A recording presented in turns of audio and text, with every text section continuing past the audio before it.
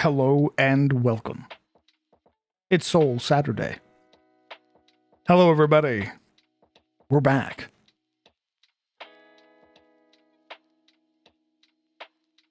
Hopefully you all have been having a lovely time.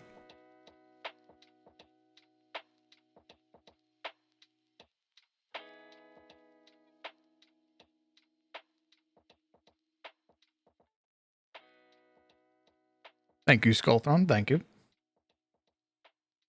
Yeah, there were a number of kind of situations that layered on top of each other.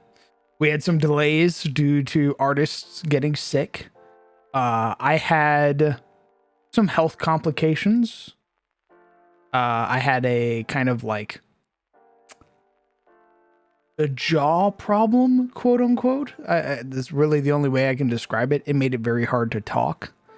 I had a limited range of mobility in my arm, so it kind of sucked. It kind of sucked. But you know, all of that's kind of past. We're back. As well, you know, I kind of lacked inspiration for some stuff.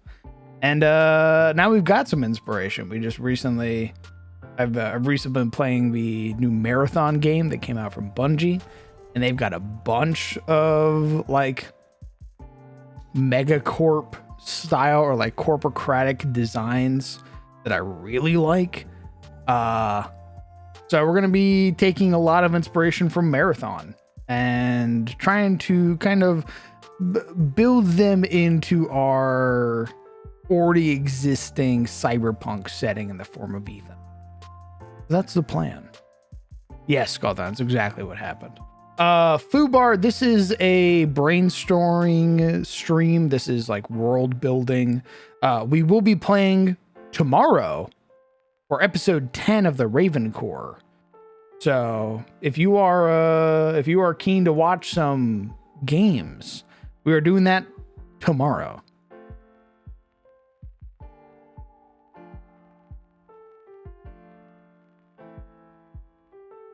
I'm doing pretty good now, Mr. Bubbles. Again, I kind of lacked inspiration, and now I have a ton of it. I want to redo how like vectors work. I want to get the megacorps more involved now that the party has more rep. They've kind of proven that they are capable redliners.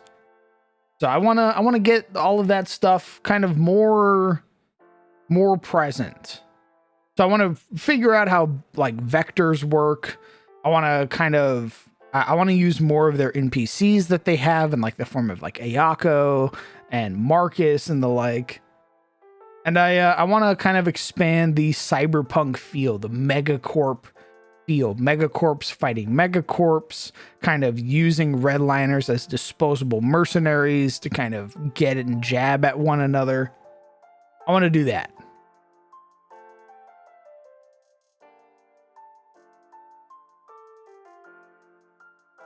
What's up, Nick? Yes, I do know about the kind of purist or Puritan group in the cyberpunk setting who do just go around and straight up rip people's like cyberware out. Very violent, very gross. Kind of badass.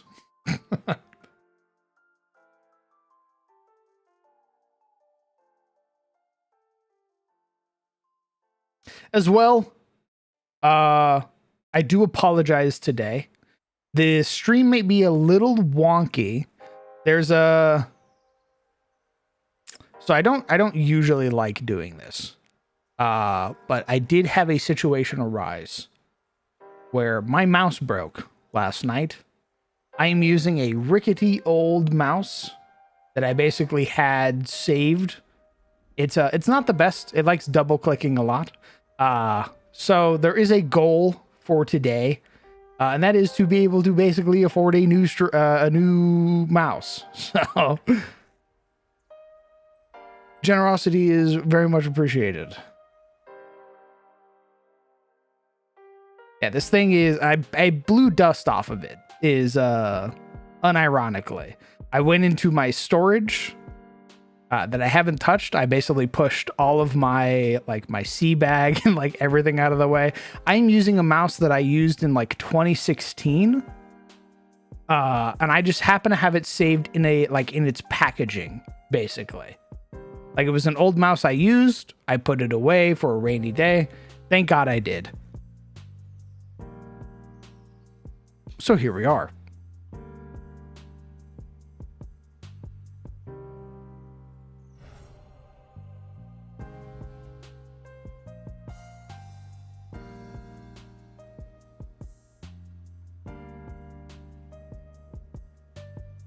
It's kind of funny too, because I can kind of tell that my hands have gotten bigger, if that makes sense. Like, this is a mouse I was using about a decade ago now. And it doesn't have like the MMO buttons on the side, so it's just straight up a mouse. And it's tiny in my hands. Like, this is like a tiny thing.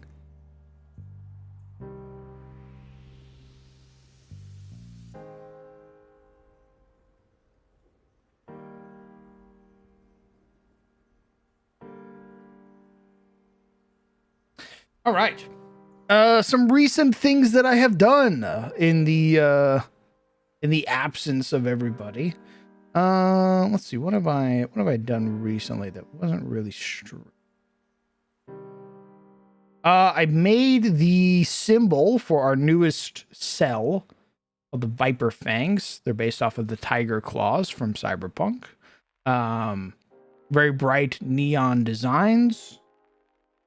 Mostly because we have like actual art for these guys. So over here, we've got our Viper Fang Biker. And we've got our Viper Fang Majo, which is a net runner type. They're a unique type of net runner. We were cooking up some ideas last night. They use a form of like hard light talismans. And they're all about like basically attaching the talisman to you, and the talisman has various effects. So these are like the lowest ranking members of the Viper Fangs. And they get elevated. So every time they succeed or do something in combat, they get field promotions, which means they become stronger and stronger. So the easiest way for them to do that is usually by knocking out a prominent figure or threat.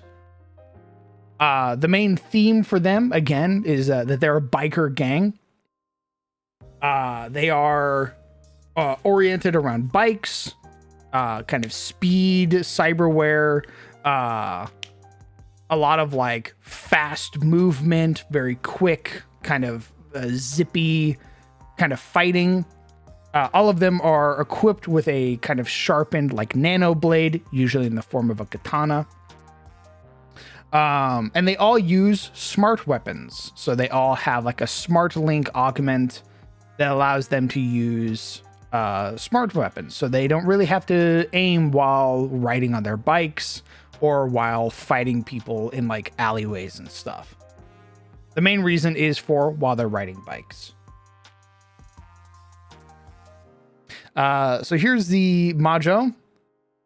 Currently they're level 3. It's tentative, but here's some of their talismans. We have the Optic Veil Talisman, where they basically present a talisman in front of them as they are being targeted by a strike. And it forces the creature to make a will save as the talisman basically burns up.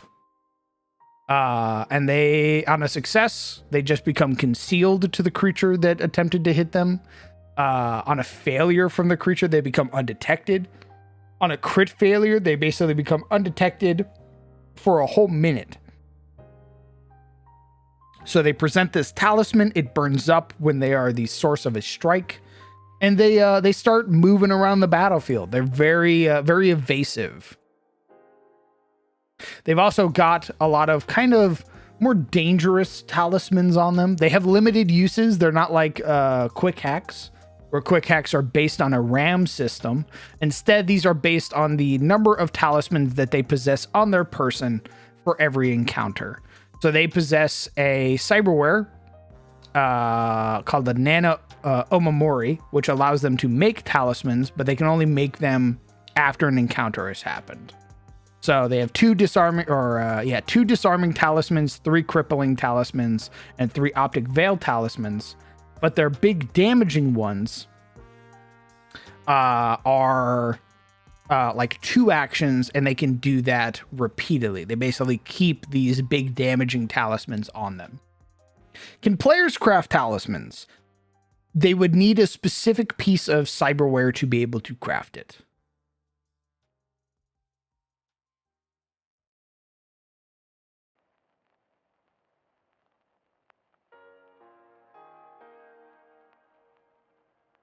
So the Majo's big kind of combat talisman is the Inferno talisman. They slap it onto your person out to a range of 30 feet, forces you to make a reflex save. On a failure, you take 4d6 fire damage and 2d4 persistent fire damage as the talisman explodes. Basically erupts over your body and kind of violently covers you in flame. Very similar to like a napalm, basically. Crit failure is double damage, so 8d6 fire damage, 4d4 persistent fire damage.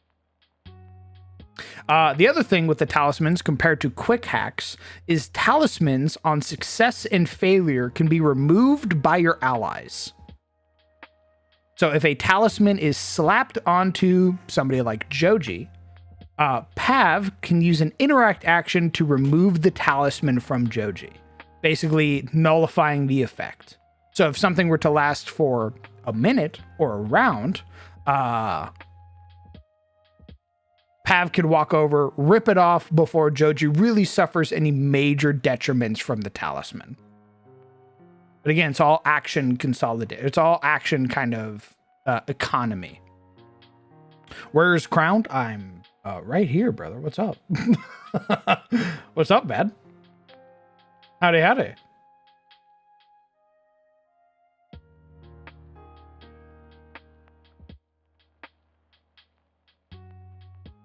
The Majo has an ability called Tech Sense, or a passive, that's Tech Sense, where they can basically sense items or abilities with the tech trait out to a range of 60 feet. So they are kind of keenly tied in to the technology as a whole. I meant on Discord. My goodness, you want to hang out with me, huh?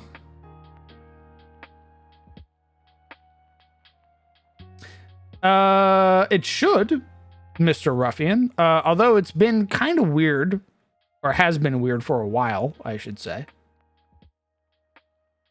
Okay.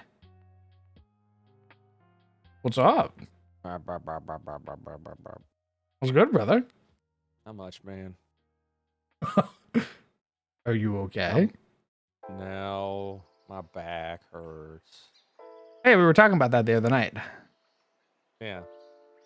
Then we canceled Devil's Due because I hurt my back again on Thursday somehow. So my back injury was like, all right, reset. And I'm like, just want this thing better. What the fuck? Back shots. I couldn't fucking sit at my computer chair, so I was like, I think I need to hold off on Devil's Due yesterday. And we did. Remember? Yes. I was joking with chat that the reason we did that is because back shots were too rough. Shut the fuck up. Everybody went, yeah, yippee. Yay. Old man Yowie. Everyone shut the fuck up. Hey, yo, back shots. Hey, yo, what? Hey, yo. What's up, man? Nothing. They just got a bunch of clowns. Okay, I'm gonna try. Sit down in my computer chair.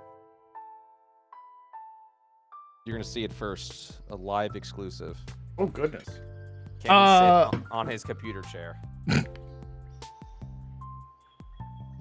Mr. Ruffian, thank you very much. Yes, it did go through. I do appreciate you. Went through what?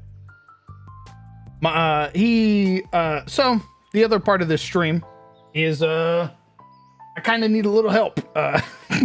My mouse died last night, so Oh no. there is a goal, so to speak, of being able to afford a new mouse. I'm using a relic of a bygone era.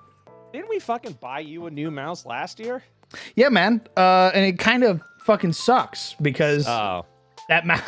I don't know what happened, but that mouse got like ran through. Like last night, I just couldn't right click anymore, and I was like, oh, maybe it's a problem with the game I'm playing.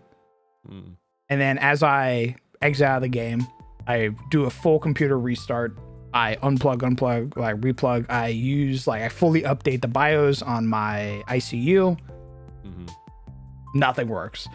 Then the scroll wheel stops working. And I'm like, holy shit.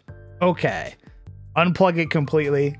Thankfully, I have a mouse from 2016 that I used when I was in the Navy that I kept all packaged up in the off chance that I needed a backup mouse.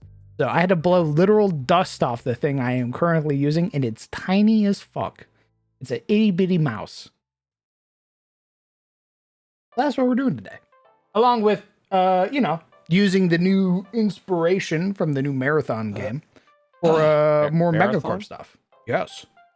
What was Marathon? Marathon is an extraction shooter created by Bungie. It is one of their first IPs. Kind of reimagined. Well, would you look at that? Very fast-paced, very brutal. Exactly how I expect an extraction shooter to be. So it's been very fun. I want it to be, it better fucking be what I want it to be. God damn it. Yes. Don't video games like suck nowadays? No, I mean only if you're miserable and you're on Twitter 24/7. Yeah. That's basically it. I have a meme for it where it's like Marathon's good as fuck when you don't have a bitch in your ear telling you it's nasty. The big kind of controversy that happened with Marathon in its early inception was that they stole a bunch of art.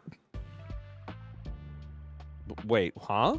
So when Marathon was first being made, they stole a bunch of art. They stole a bunch of concept art from an artist. Rather, a concept artist in Bungie stole art from another concept artist who was not a part of Bungie. When they got called out for it, basically they deep scrubbed the game, they delayed the game, they removed that concept artist, and eventually hired on the person who was stolen from. Hell yeah. Brought them into the fold. Hell yeah. The issue is that wasn't really telegraphed to the world.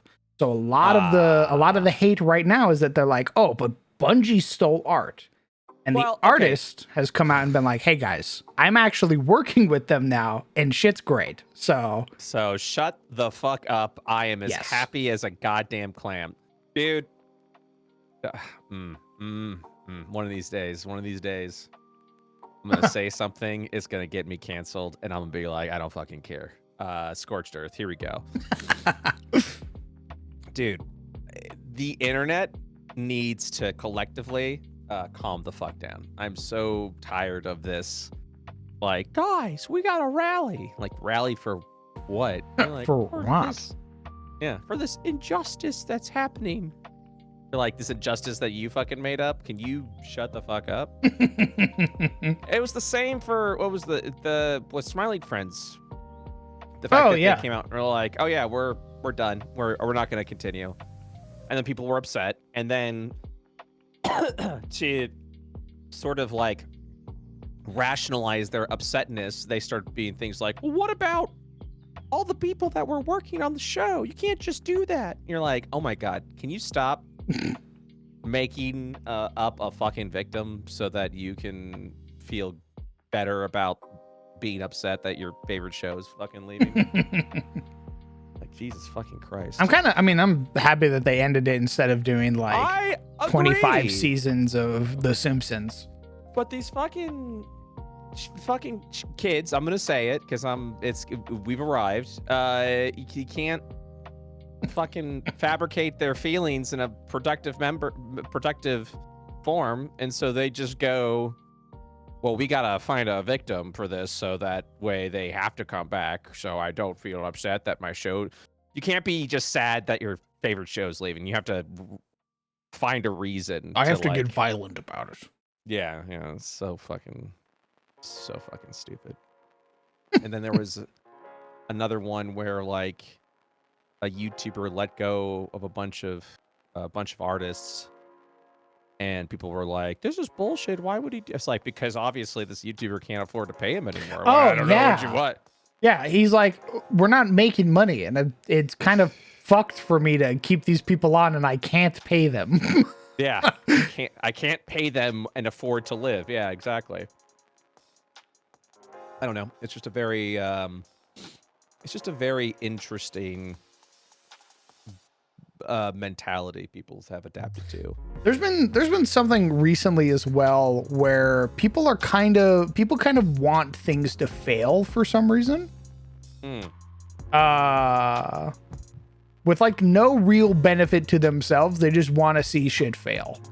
Oh well, so I've I've had a theory about that for a while, where sometimes people are just unhappy with their lives, they're unhappy with where it's going, and so when they see something that has the possibility of being super successful fail, whether it's a project, a creator, or anything like that, people almost like relish that, because they're like, see, I am not the only fuck up. Essentially is what that is, you know? Some twisted Schadenfreude. Yeah, exactly. Where it's like, see, it's not me. It's just, that's just life. That's just the way it is. And yeah, you know, and it's just, I don't know. It's a whole, people need to, yeah. People, and part of it is, as well, as I'm just like, focus on your own happiness. Focus on you, brother. Don't celebrate the failings of someone else. Find the success in you, you know? It's all just a fucking waste. Peter's a mistake. You might, but Brett, bungo bad. Bungo bad. That's bungo right. Bad. Bungo real bad. Bungo bad. Me hate bungo. What's bungo? What is that? Bungo bungee. Bungo. Oh. Bungo bad. Me hate it. Me hate bungo. Me hate bungo. I hate bungo. Me hate bungo. Bro. I did a run before stream as thief. I saw a vandal extracting. I used my drone and ripped every fucking thing out of their pocket. They extracted with nothing. With nothing. I stole like 4,000 credits worth of shit from this vandal who left empty-handed. That's it. That's my thief right there. I felt like a fucking god. I walked up to the extract when it was gone. I was like, rubbing my hands together. Ooh, look at all these schematics. Oh, did you, speaking of drone, did you see the thing I sent you? Yes. We have new tech. We do have new tech. We have evil, fucked up tech, actually. Behold my Ukrainian drone as I strap 16 claymores to the top of it. Oh. It's beautiful. It's beautiful. I love it. It's beautiful. All right, sat for 5 minutes. I'm standing back up. Ugh. Is it fucking sucks? Like I had a thing recently where like I couldn't fully extend my arm, and that was a ball. Like I couldn't imagine my back killing me. Yeah, and it was. I was recovering nicely, and then I don't know what I did Thursday, but I was like, oh, it hurts again. Cool. Awesome. That's great. So we're just gonna do this all again. Awesome. Great. Yeah, I don't fucking know. Fucking sucks, dude. Why does my body fall apart? Oh. Why is she stupid? Why is she stupid? Why is she stupid? Why is she so stupid? Why she got a -2 int at level 10? She ooped. Why is she ooped? Guys, points over with that weird mean face. Leo. Why she ooped? Well, my cat has decided I am also done with the computer chair, so. Oh, nice. I mean, you sat up, so. Yeah. He's like, That's I will mine sit here now. for you. Yeah. No, That's my seat. Please, Thank my you for king, keeping allow it warm, me. Hubert. I'm also trying everything to get this book done this month. Nice. 99%. Robot life. Early is 99% done. Charlie. No, I mean it's we're just doing review now. I mean it's pretty much like I got a few more art pieces I need to finish in the intro. Just looking through everything and yeah.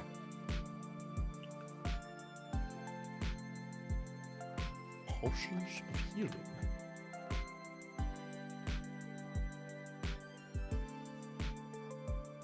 So you have some new ideas, huh? Yes. I want to redo how vectors are done. I think what I want to do is I want very simple vectors, and then I think Ayako is going to present offers from rivals and megacorps in the like to incentivize bonus objectives. So let's say, for example, Wrecker. This is Wrecker. Wrecker is a fixer. Right. She is an android. She is also known as Kestrel 07. Wrecker is going to have a job for the party. Let's say Wrecker wants you to retrieve a Sandgrave Vesper, which is a high quality car. She wants you to steal it and bring it back. She tells you, or rather Ayako tells you while you're doing this job, hey, by the way, the people you're going to be fighting are called the Viper Fangs. They are a biker cell. On your way to the job, I've received contact information from Biosyn, which is one of the food megacorps. They want to talk to you about the job you're currently doing. Biosyn reaches out and says, hey, Sorafang has been using the Viper Fangs to basically raid the agri fields and hijack our drones. We want you to steal that data back. You can find it on the Majos, the Viper Fang Majos, which are their net runners. So if you kill any net runners, download their neural ports and give it to us, and we'll give you money. Like money. All right, I gotta go. I gotta focus on this. I'll talk to you guys later. Sounds good, brother. Okay, All right, bro. bye. Take care of your Good back. luck. Who was that? Who are you? That's kind of how I want to do it. I want to have the party doing things, and then megacorps reach out and go, hey, hello, redliners.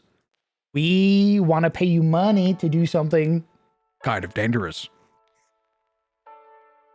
I also want to emphasize more about the corps, the megacorps fighting other megacorps, or like getting jabs in, kind of, stealing from one another, sabotaging one another, and using redliners to do the job. Baby, you had me at fuck over Zorfang.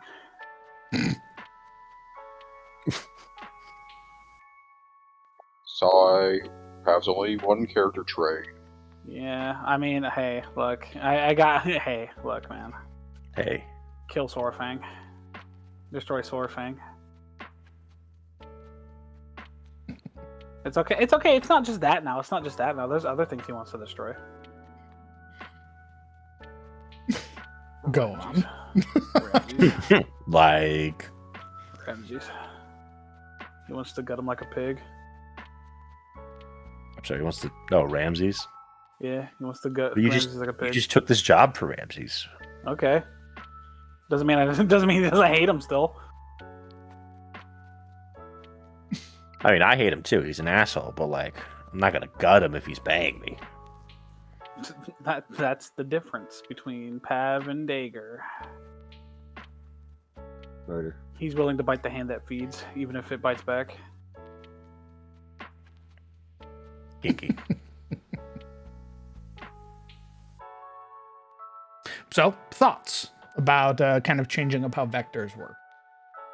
I mean, I like it. I like the idea that like partway through the mission, say we run into a certain scenario or something, someone or a megacorp will be like, "Hey, we want to utilize you to further our goals. Check out this bonus objective." I also want to go and use a very old mechanic.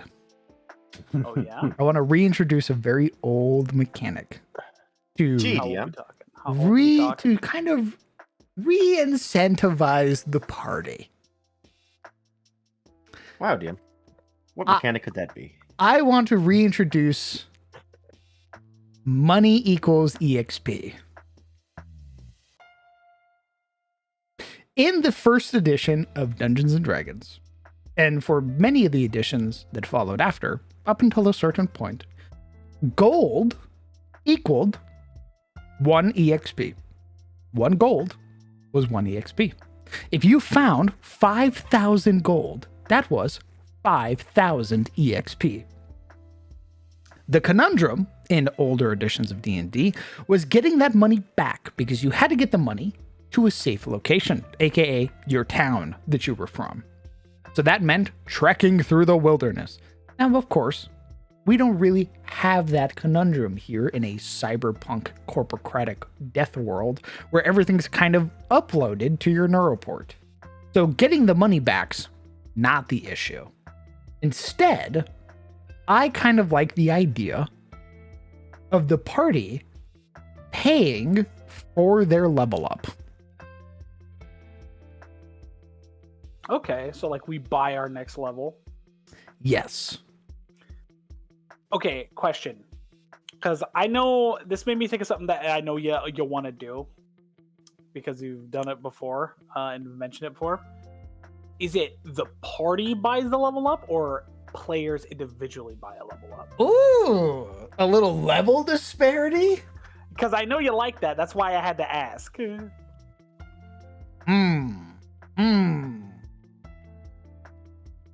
I think level disparity probably works best in Dungeons and Dragons. I don't think level disparity works all too well in Pathfinder, unfortunately. Okay. Yeah. Mostly Okay, because 'cause, of how the combat encounter EXP allowance works. Yeah. If we have a level 5, because they've bought nothing for themselves. They've liquidated everything they own to buy their level up. That kind of fucks over the level 3s in the party who haven't done that yet, Yeah. because now I'm playing with a different EXP value.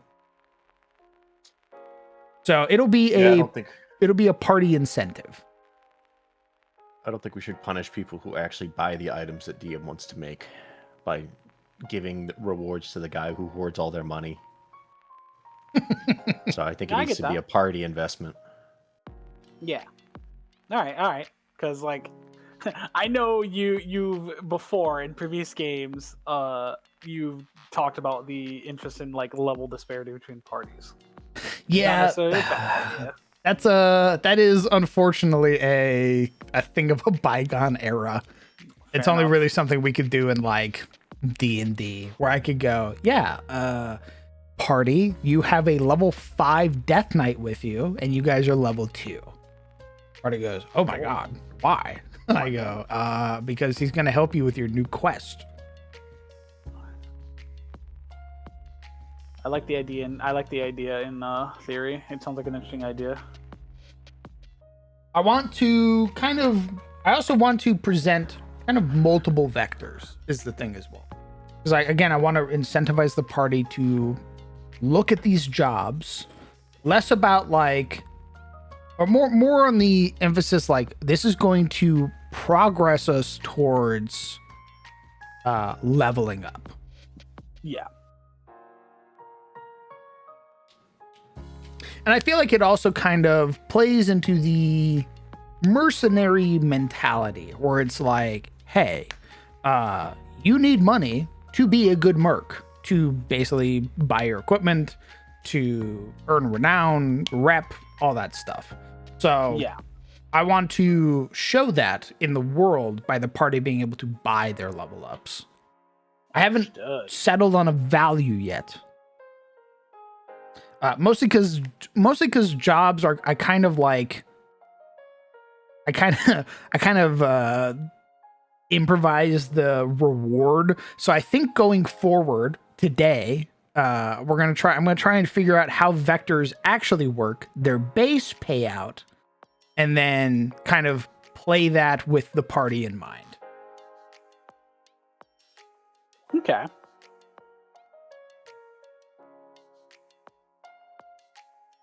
Do we have any thoughts and or opinions? I mean, I'm interested to try it out because I think it would. I think because like ultimately, like the formation of the group, other side shit notwithstanding, like the characters want to do, like the gang is here to make money. So like, I think it makes sense. I think it makes sense to like, okay, yeah, let's let's put an emphasis on money, on the money-driven society. I agree. I think experimenting with this would be fun. I think it's just a matter of figuring out what the money milestone is. Exactly. Which I'm Googling right now. It's 1,000 EXP per level in Pathfinder. Yeah, but you'd have to, I don't know, you can't be like 1,000 credits per level. Exactly. Yeah, So it would have to scale.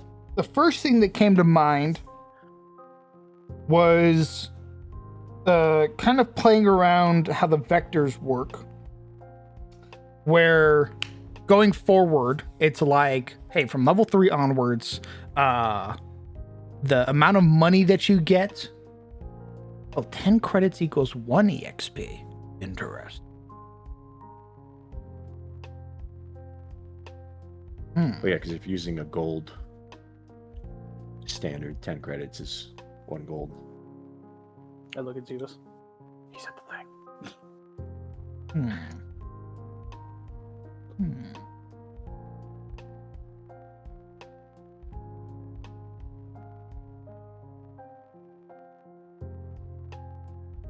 Let's take this one.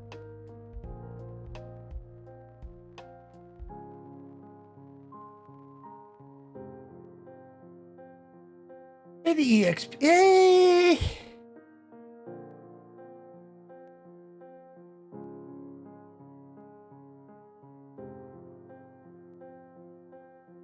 I mean, 10 creds for 1 EXP if we're staying in the 1,000 EXP equals a level. Not bad. Like let's say for the job right now, right? Base payout is 800, so everybody would get 80 EXP. Oh, maybe not. Guess I have to think about later Pathfinder and money scaling to, buy equipment to keep up. Because eventually that, 10,000 credits is going to be pocket change.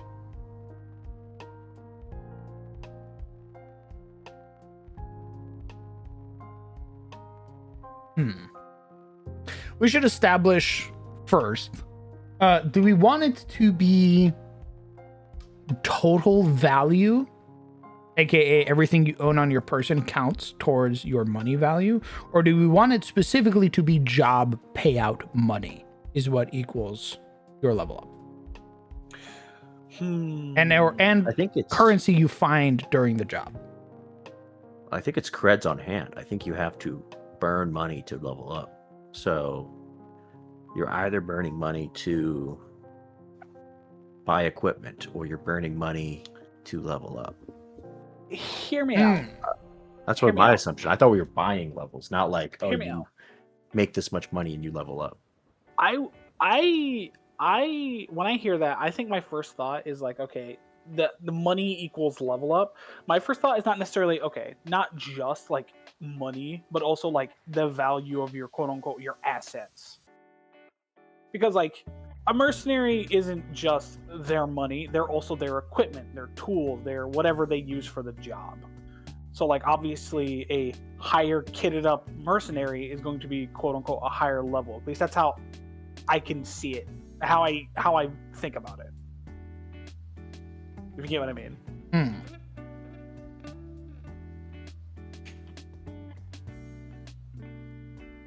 See, I was thinking of it as, I thought you meant like you have to spend the money to get the level. The party as a group has to spend this amount of much money in order to hit level 3.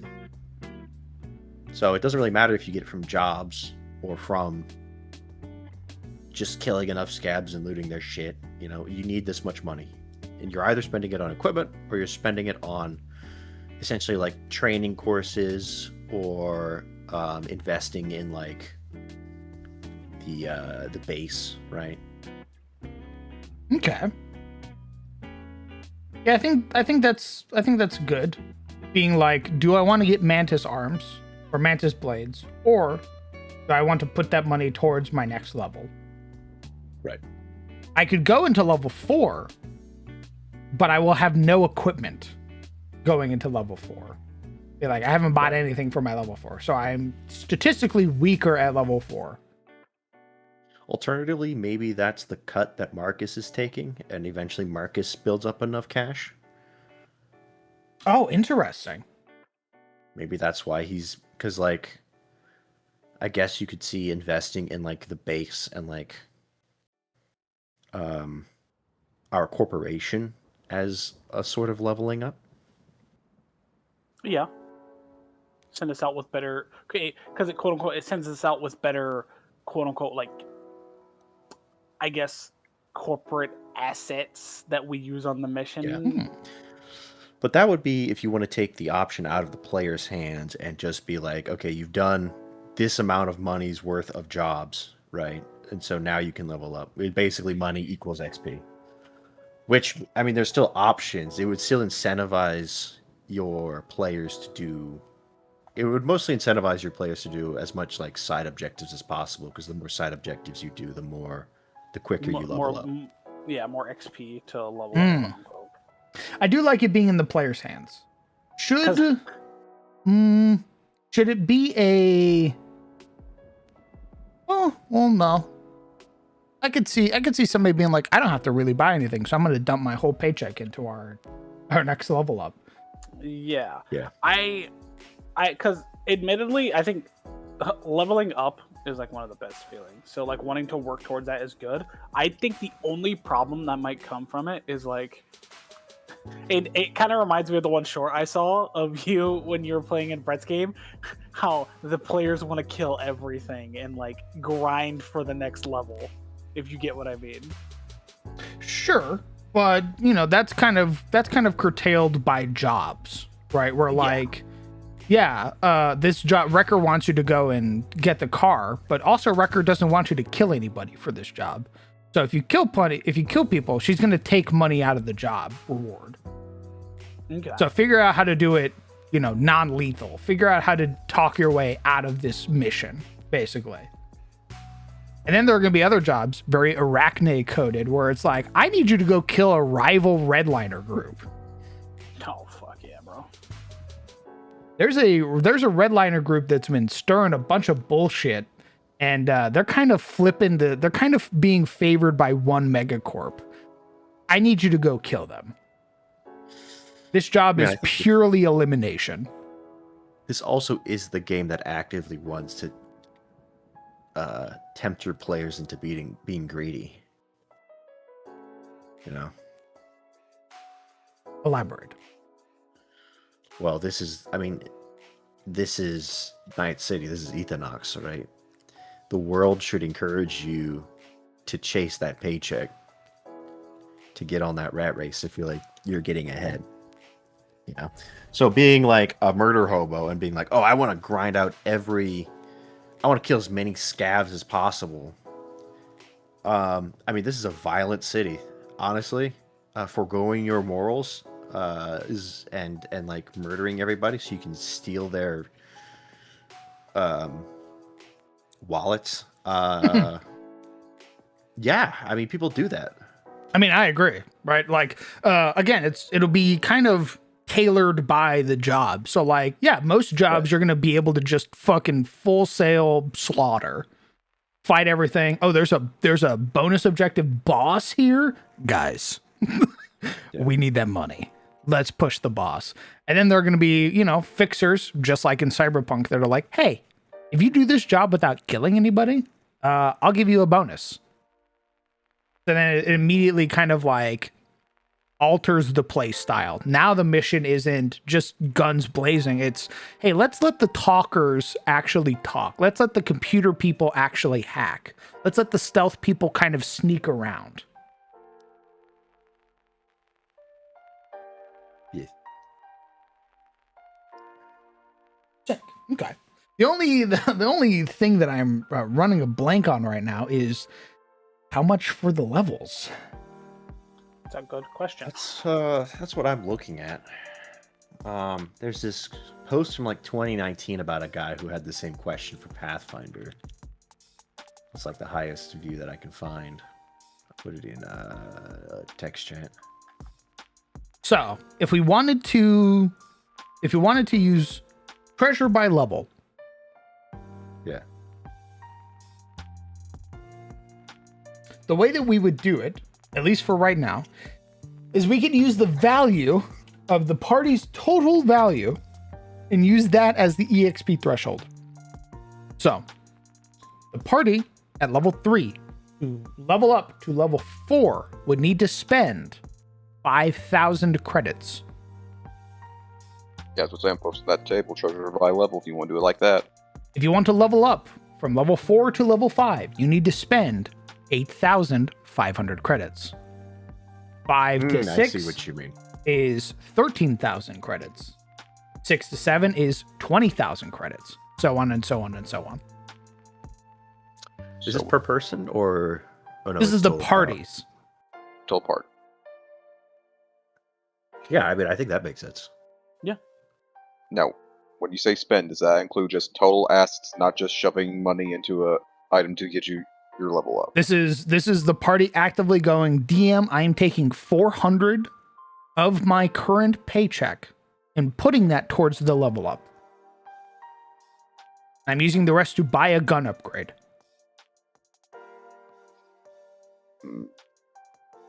I guess ultimately depends how generous you are with money, but as Lore said, you want to keep spending money to make sure that you are fully decked out. Money in your pocket is wasted in Pathfinder, basically. I think I've been pretty generous with money so far. I've been spending mine.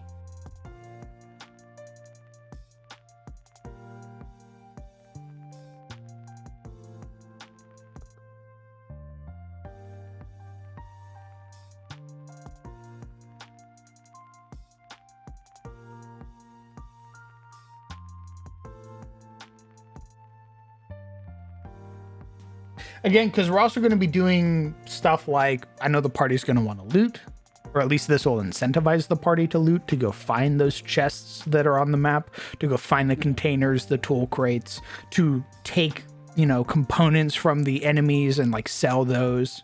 So this will kind of incentivize the party to start running pockets. Be like, what's this motherfucker? How much is in his wallet? And I go, all right, party, this guy's got $500 on him. The party goes, sick. That 500 is going towards our next level up. Pog. Easy. Am I correct in seeing that this is saying that by level 2 we should have 2 third level items and 2 second level items? Is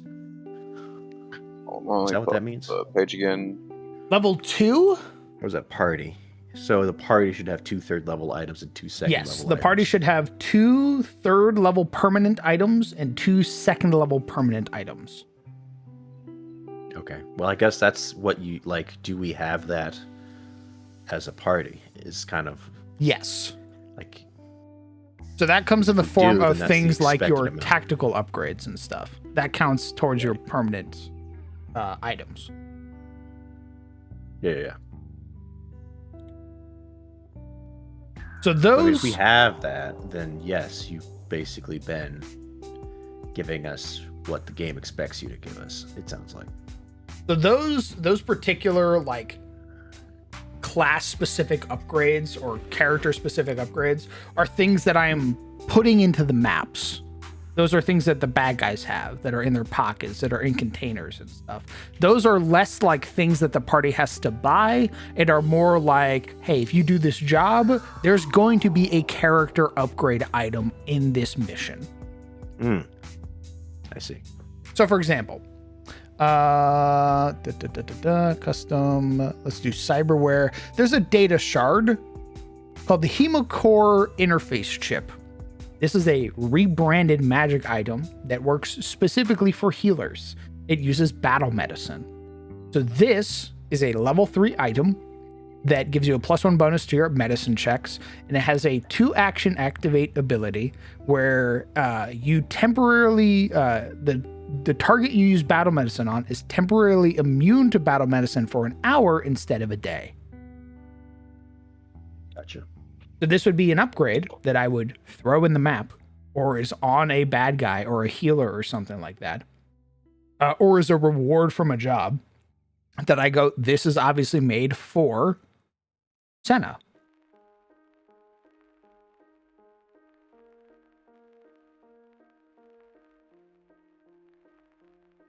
Can't wait for Laura to come in here and be like, that's the most dog shit idea I've ever heard in my life. That literally breaks the whole game. Why would you do that? Dude, put the balance, the feet. I can't wait. DM, there's not enough arbitrary Here's my excerpt. restrictions on it.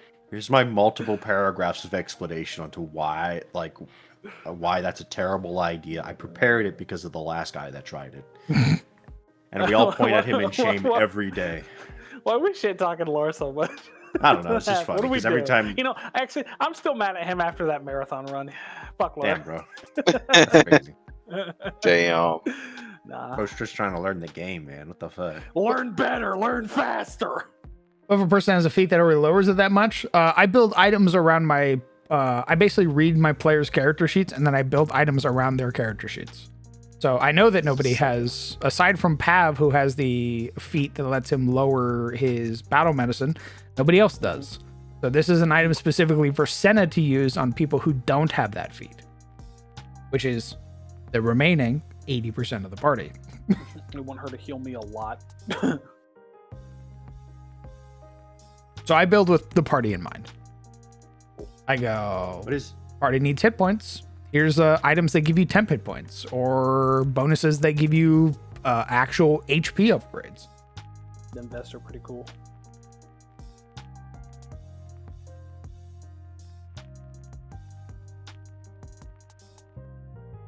And they purchase levels for the base.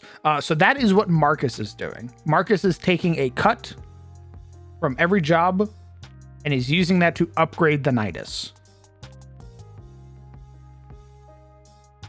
After enough jobs, the party unlocks like... I'm redoing the Nidus right now because I found my aesthetic for Ethanox. So I'm redoing the Nidus, but when the party gets there, eventually it'll be like upgrades to the like med station. There'll be like a netrunner room. There will be like a contractor room, which means Ayako can get better cuts for like bonus objectives and stuff like that. Ayako's going to be the in-between for the party. So she's basically going to filter in the corpo jobs and then present them to the party while they're doing vectors.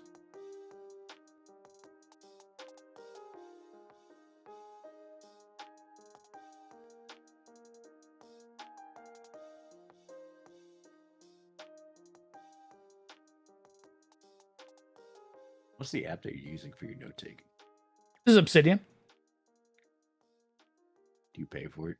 No, Obsidian's free. Oh, All we need is your data. And you can use it offline too. So my God.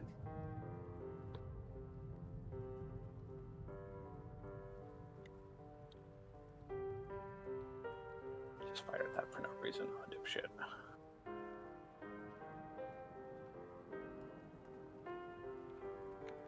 Use between upgrading their equipment. Buying items.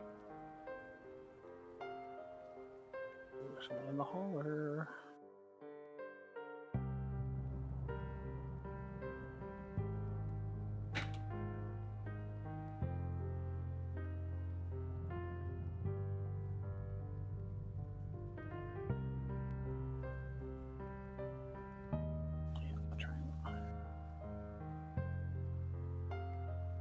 Yo, okay, I meant to ask, I was a question I've been wanting to ask, because it's been on my brain since I started playing Resident Evil 9.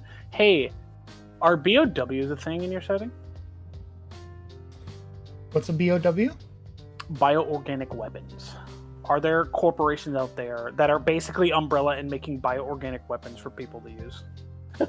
I look at the sanguinary fucking vampires. Are those a BOW? I blink. They're clickers for like half a second. I blink again. I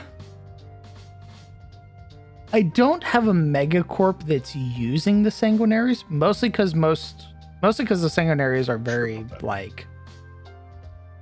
Well, I guess Umbrella understands the risk. We just went into a gang, like a high-tech gang that's being led by an exec and is breeding these things in the dark. Are you sure? Yeah, like, now, you might not have a corp for it, but, like, I could realistically see, especially in Ethanox, that they're, like, a genetics company or a pharmaceutical company that's, quote-unquote, the Umbrella, where they're making BOWs and selling them to the highest bidder. Or they're making BOWs and, the fucking whatever virus got out in the lab. Well, we gotta lock it down. Hey, let's hire some redliners to go clean shit up. Imagine that, like, masked exec, like, takes off her mask and it's just Wesker. Hey, Dagger, I bet you don't remember me.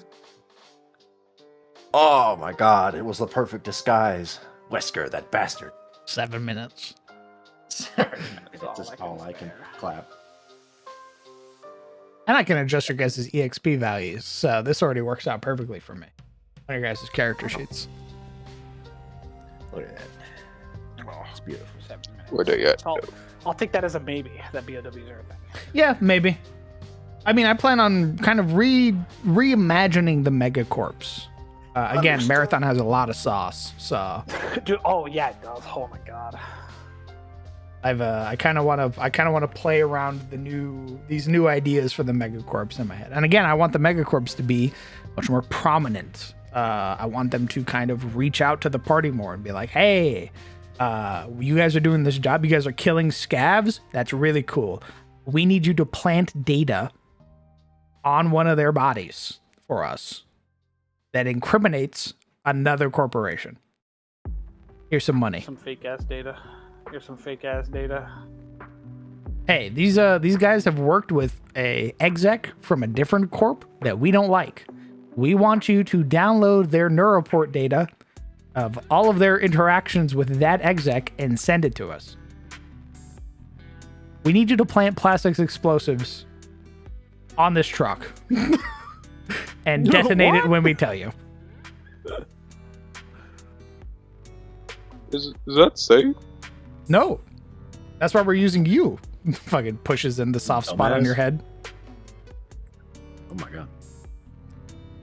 Pushes in Pab's gamer time. Yeah.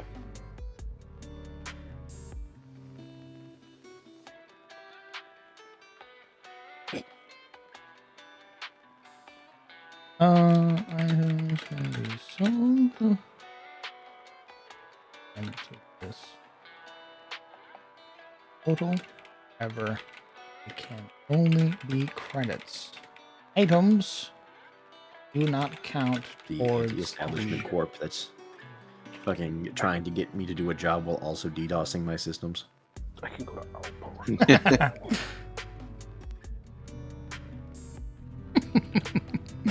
Hey, we need you to get some information from us. Also, Why?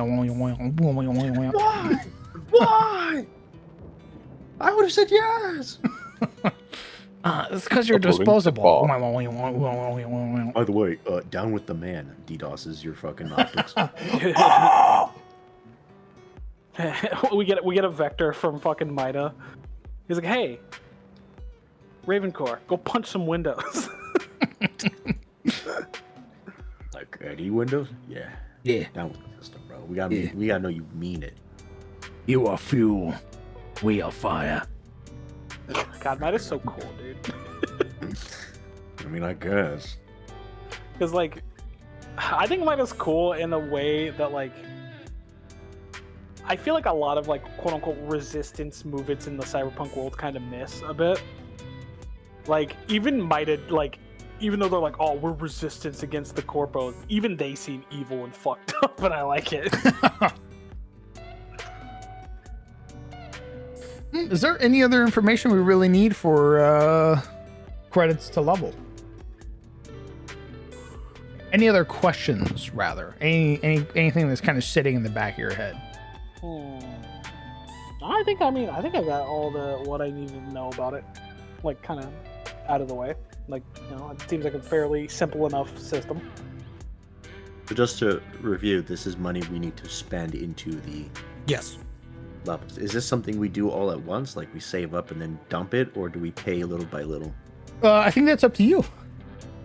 Okay. I was gonna suggest, what if, like, now obviously, you know, you spend money on the paycheck or, you know, lump sum or a little by little.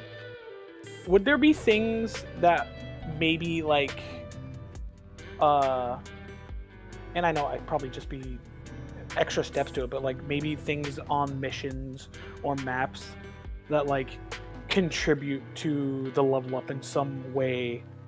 Like, I guess, like, because I know it's just money based, but I also like the idea of, like, hey, we found this asset, and, like, it functionally, it's like, all right, it contributes to the level up in some way, shape, or Oh, you mean like stealing some guy's watch and it's like 1,000 creds? No, not necessarily that, but, like, I don't know how to Like data explain it shards? because I feel like I can't explain it right, but, like, just, like, say we find something on one of the missions and it just, like, hey, like, so it doesn't have any inherent value, but in some way, shape, or form. Yeah, like, it's you found a battle pass skip, basically. And I go, everybody can add 500 EXP to your next level up because you found this rare item. Yeah, that's totally, I'm down for that. All right, fair enough. And the finding rare items like that don't count towards it, but you can sell those items and then use that money for the level up. Snow Globe quest from New Vegas. So, for example, Victor Rasik has a unique firearm. He has Tenshi, which is a unique or an uncommon Kurosai. It has the luxury tag, which means this item has an increased value by 20%. It's also a tactical weapon, so it means it has a tracking value of +1. His gun is 420 credits. A custom engraved Kurosai, the pinnacle of Ethanoxian corporate excess, now held in someone's palm. Its two-tone frame blends brushed silver alloy with gold-plated components, etched in fine ornamental patterns reserved for Sorrowfang industries higher-ups. So this is a luxury weapon that you can sell and basically use that money towards your level up. Or you could keep it because it's a +1 striking weapon. Or sorry, it's a +1 tactical weapon.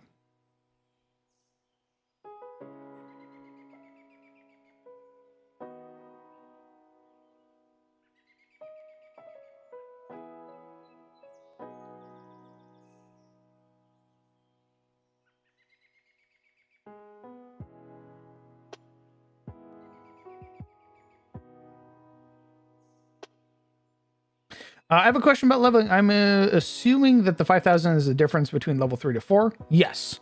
So from 3 to 4, the party needs to invest 5,000 credits. From 4 to 5, the party needs to invest 8,500 credits. From 5 to 6, the party needs to invest 13,000 credits, so on and so on and so on and so on.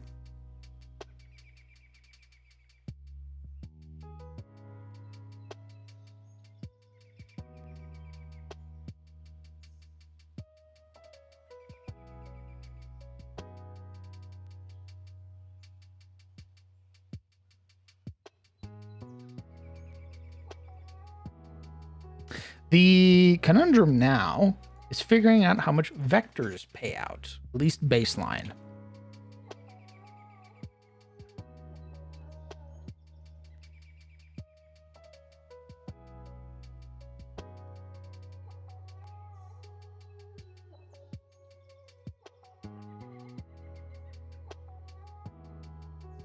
Well, how many jobs did you expect us to do before we leveled up? I usually, so what I've been doing for the level ups is I tie it behind the set. So if I show you guys the 3 vector cards, once you've done all 3 vector cards, then I level you up.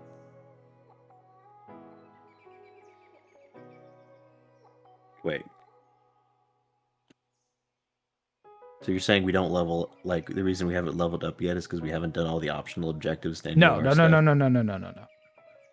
Optional objectives are optional. The vector card, the main job, is what I've been using.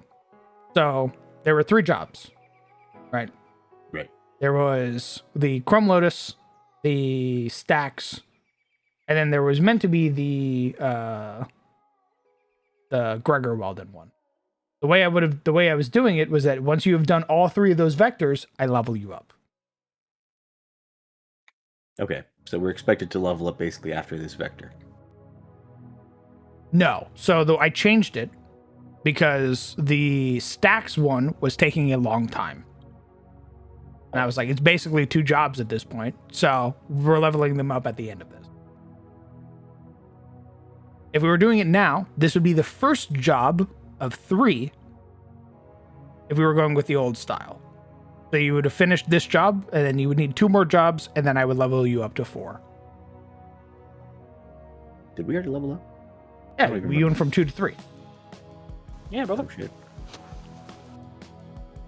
Shit got crazy. I got robust health. I don't remember what I got. Okay. It's been a while.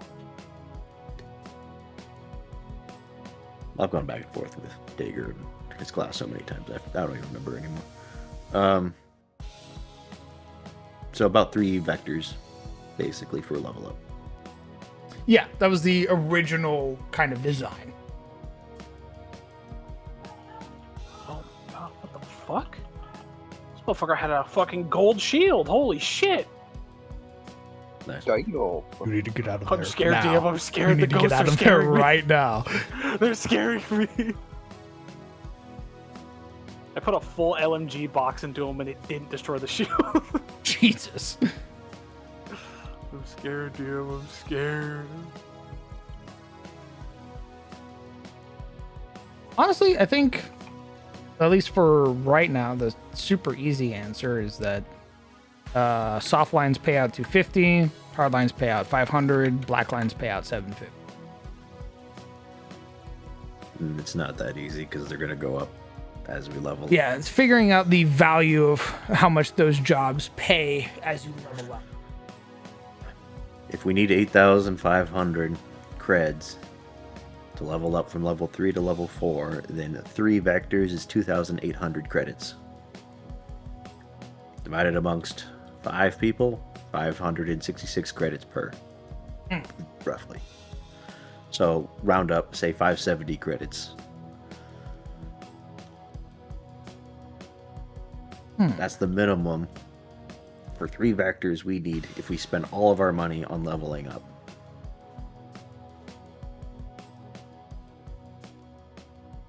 Okay. We should really go after those side objectives then.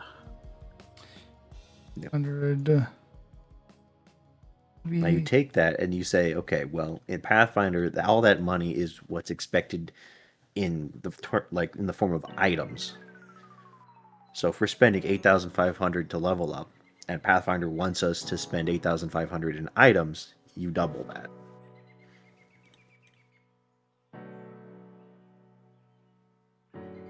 So about 5,700 credits basically per job if you want us with 8,000 in a level up and 8,000 in items.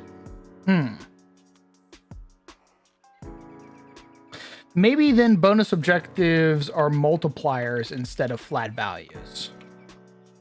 Ooh, Okay. that would be a bad idea. So let's say this isn't final or anything. Soft lines are 500, hard lines are 1,000, black lines are 1,500. A bonus objective nets you a ×2. Okay. So you complete a black line vector, you do the bonus objective, everybody's getting 3,000 credits for the job.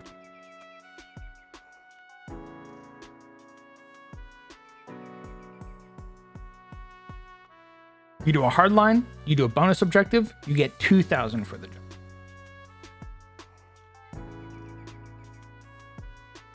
Okay. Thoughts? I think a multiplier could work out. That depends entirely on how much money is being handed out as the Yeah. baseline. So the baselines would be 500, 1,000, and then 1,500. That's baseline.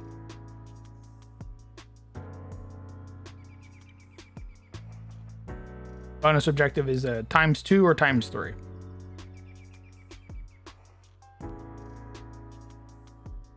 Wait. What's the pricing? So this isn't final. This is just what I have for right now.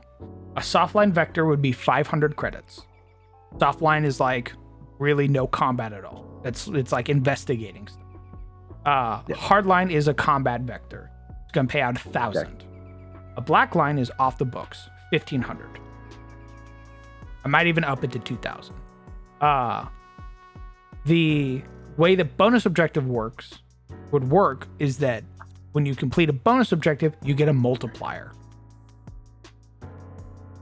So instead of giving you a flat value for a bonus objective, you get a multiplier for the total job.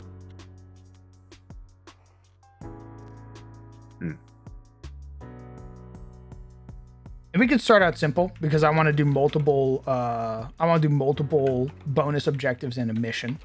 So we could do something like the first multiplier is a 1.5 multiplier for the job for your first bonus objective. Okay, wait. Is the payouts you said per person or party? It'd be per person. So 500 per person. Okay, that Yes. makes more sense. So a black line vector would be 1,500 per person. And let's say you do the bonus objectives. You get a 1.5 multiplier. Let's say you do 2 bonus objectives. That turns into a ×2 multiplier. You do all 3 bonus objectives, that's a 2.5 times multiplier. Oh, right. We have 5 people, so it'd actually be 9,000 credits to level up everybody.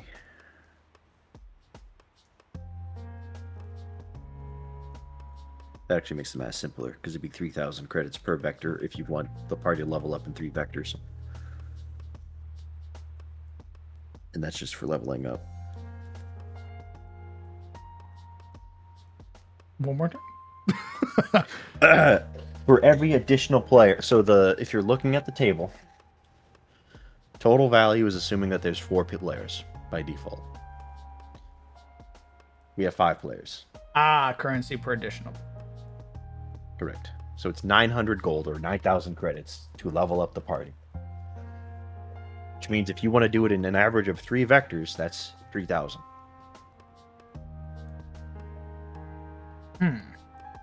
Per vector. Just for leveling up.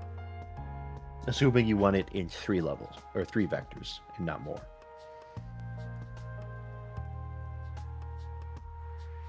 I mean, I feel like there will be missions later on that will be like, this is the only job you need to do, and this will get you from 12 to 13. Yeah, the mega dungeon.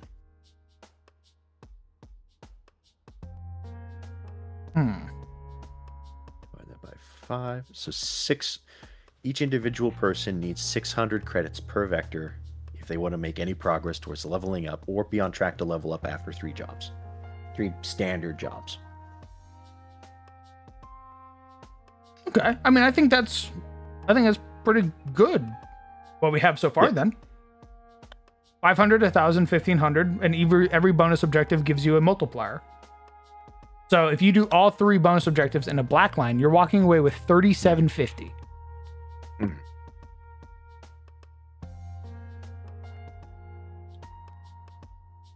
I like that. I think that's pretty good. So let's see. So baseline. So a hard line is like your default vector, right? Yeah. The middle Fighting ground. scabs, fighting bikers. Okay. So if you just do the objective, you're getting 600 to go towards your level up, and about 400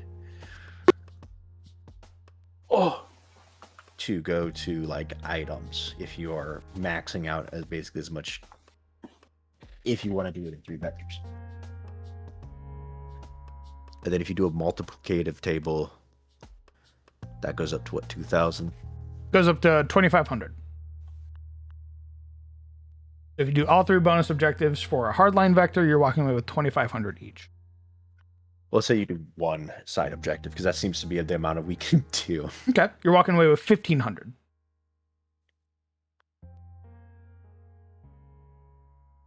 Okay.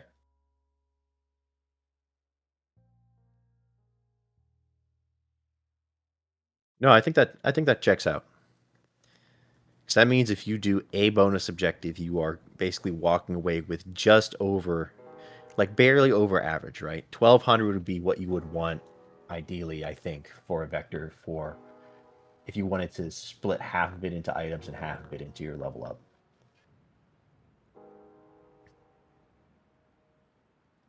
So if you do a side objective, that means you get just over that. And then if you do 2 side objectives, you get a lot more. Okay. Yeah, so the goal should be aiming for at least 2 side objectives. Oh, just two side objectives? Okay. No, sorry. Like each one's going to have 3. Right.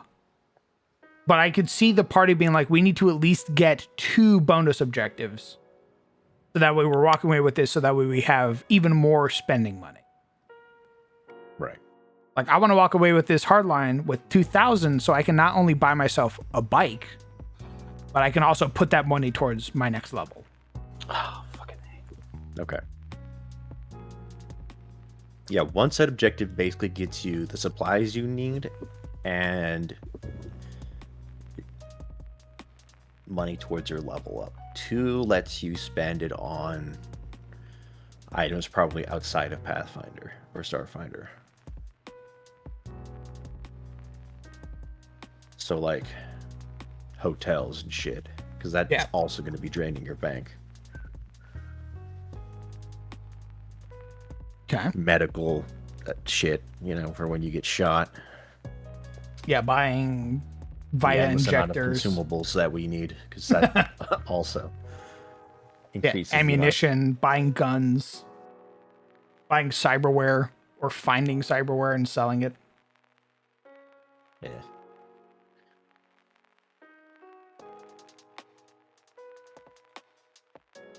Okay.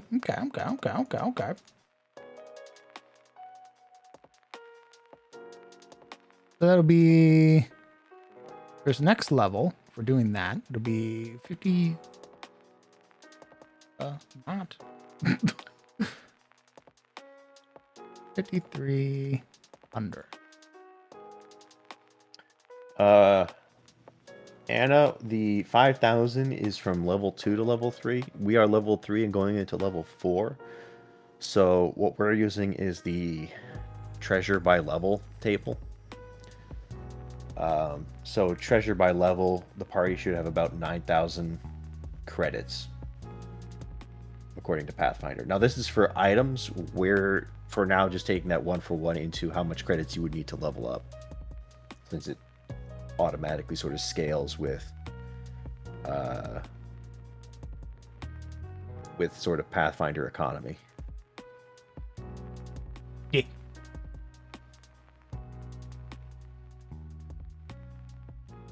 So ideally, if you doubled basically the amount of money you gave players, it should scale with. They basically should have enough money for the items they need and for the level up they need.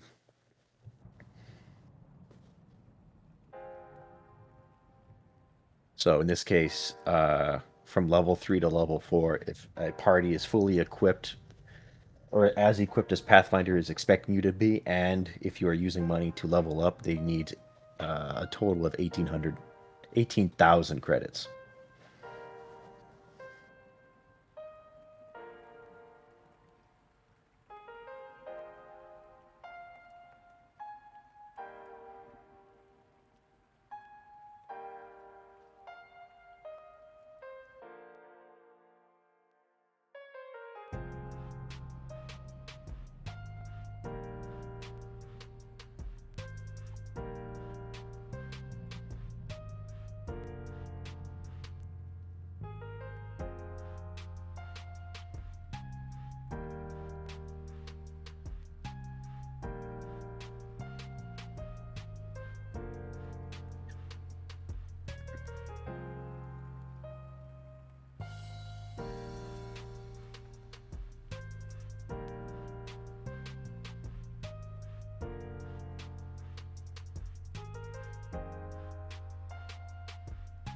I'm ready for level 20 when we'll need 10,500,000 credits. Correct.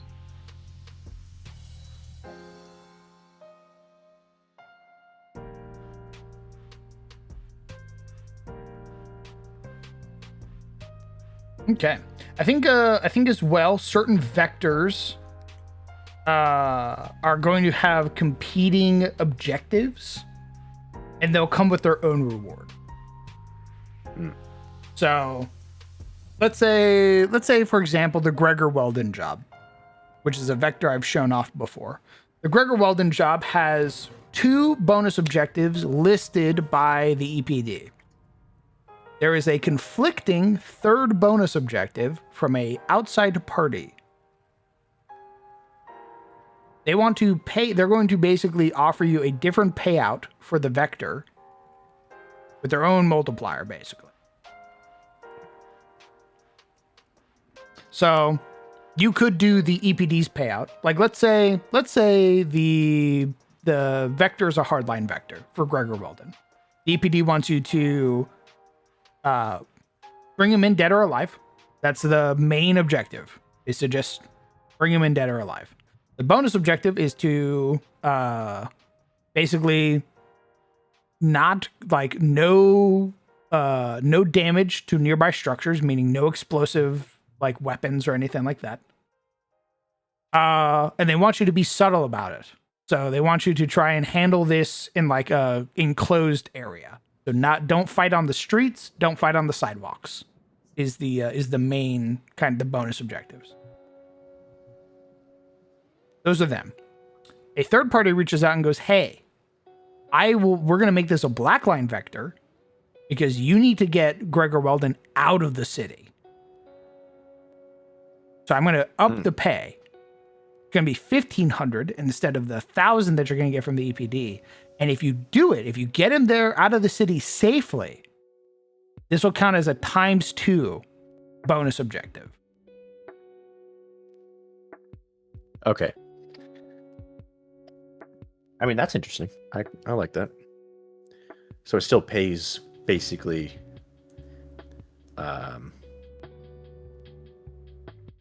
you're not really losing the money of the base objective if you go against the primary objective.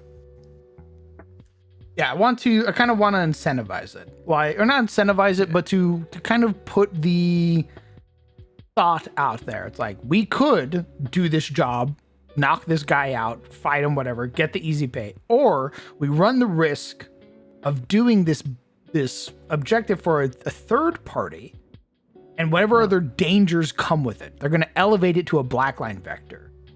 That could be, we have to keep him safe the entire time, and now we're getting hunted. Now we're getting hunted by the EPD. Now we're getting hunted by scavs. We have to get him safely out of the city. So it's a risk, but for more money. is that something we decide before going into the objective? Yeah. I'm assuming? It would be like Okay. the party's heading there. Ayako's going, hey, here's the brief from the EPD chief. This is all the information you need to know. This is Gregor Weldon. Here's the information, blah, blah, blah, blah, blah. And then going, hey, by the way, I've just been reached out to by Recluse, who is a fixer. She has a different offer. And then would show you the black line vector and go, hey, this is another job that you can do in this job. You can do the EPD's job, or you can do Recluse's job. Recluse wants you to get Gregor out of the city. The EPD wants you to bring him in dead or alive. Are Your you choice. prepared for that? Because that doesn't sound like, oh, I'm adding a few extra like lanes in my dungeon for them to explore. That sounds like, oh, this is a completely different mission now, depending on what the party chooses. Yes, I am prepared for that because I would be Okay. I'd be building the dungeons and everything around that idea. Okay. So, for example, the Just Gregor making sure. Weldon one, I already have prepared, right? I have the map that you can fight him on, and then I have the maps of you escorting him out of the city. Right. I mean, that makes sense. I'm glad, because, yeah, I'd hate to be like, for the party to roll up to fight him, and then we go, you know what, never mind, let's escort him out of here. And then you're like, I didn't prepare because you did say you were going to do this till literally you met him. And he smiled at you, and you went, damn, he's kind of hot. Let's protect him instead. As players are wont, you know. I mean, I think that's also kind of fun if the party is in the middle of the job and goes, you know what? Let's take Recluse's offer. The 12-foot Tamagotchi rolls up, and we go, you know what? Maybe we should escort him instead, guys. Guys, let's not I don't fight think him. that's.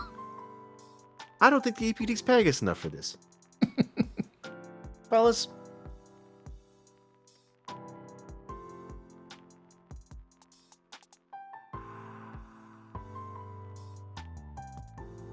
And there isn't a conflict of interest. And I think there will be certain jobs where the party could finish up a job, and then I think a megacorp or a fixer or somebody could reach out with for a rare 4th bonus objective or a ×3 multiplier. Uh-huh. I look over. I see underneath that their vector, it says in tiny letters, elite encounter. Yes, correct. Give you a big thumbs up. So, for example, it would have been the stacks, right? The stacks, the party does all 3 bonus objectives. And then Ramses goes, hey, by the way, got something for you. And he slides you a ×3 multiplier to kill the elite encounter in the dungeon. Okay. Party's haggard. I see. They've been beaten. They go, fuck. Do we have the resources to go fight the elite encounter right now? Or do we leave and take our ×2.5?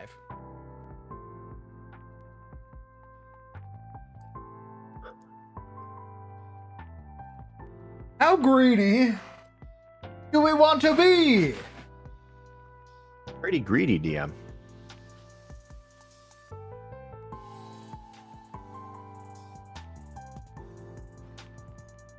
I think as well, there are going to be jobs that whoever is giving you the job is going to specifically request that you don't go as yourself.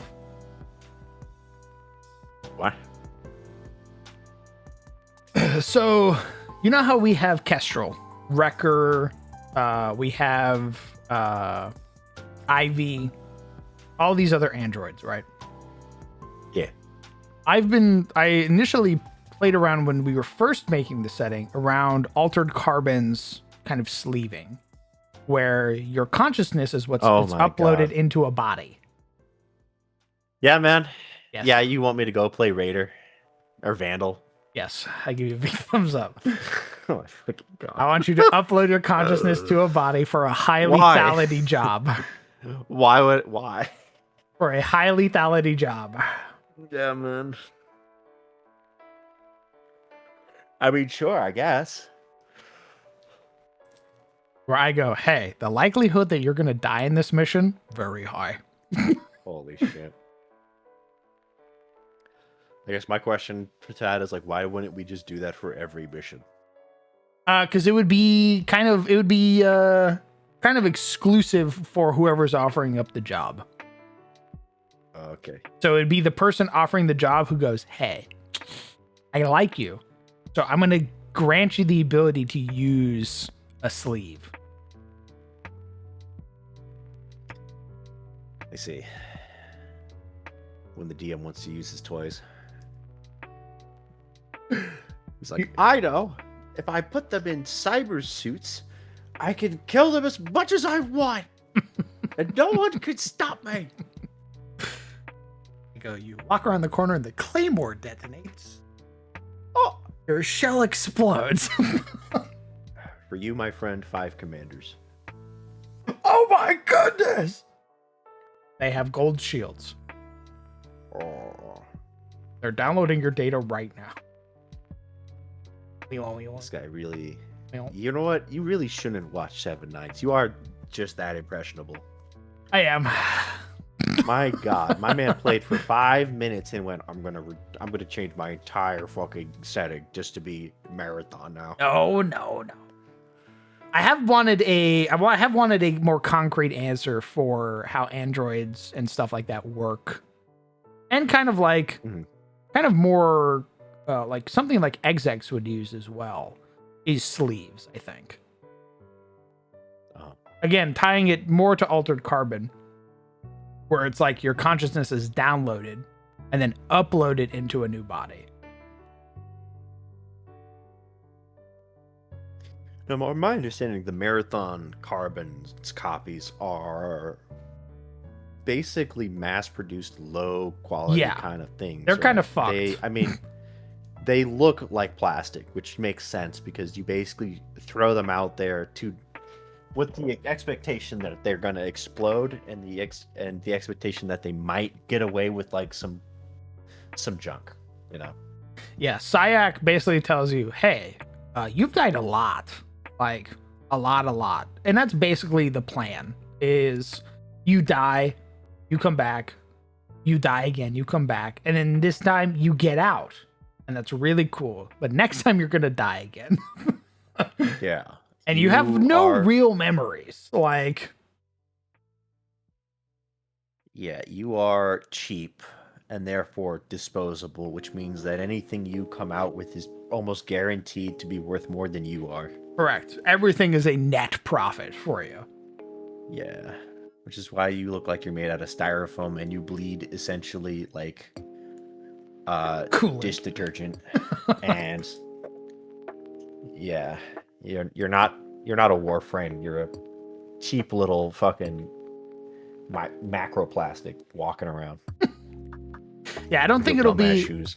I mean, I think there will probably be indentured servitude will be like cheap scale shells where like you're a corporate slave basically.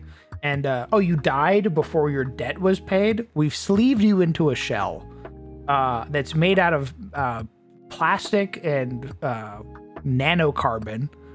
And that's you're going to continue doing your job. And if you die in this one, we're just going to sleeve you into another shitty shell. Versus like somebody like Ivy. Somebody like Ivy, who is a corporate presence in like Trauma Team, probably has access to a very high quality shell. Something that's almost indistinguishable from people.